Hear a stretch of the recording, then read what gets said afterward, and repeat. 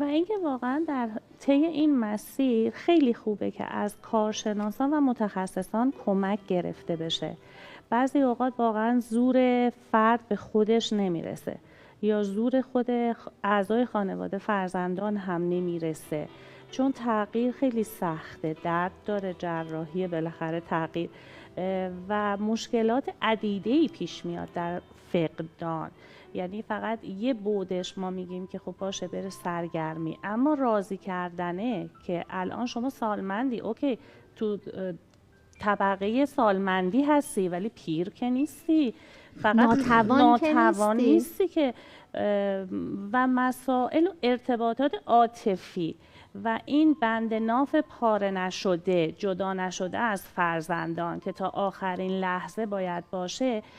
کمک یک متخصص رو میطلبه که در کنار خودشون داشته باشن و راهنمایی بگیرن و اصول درست برن جلو. بسیار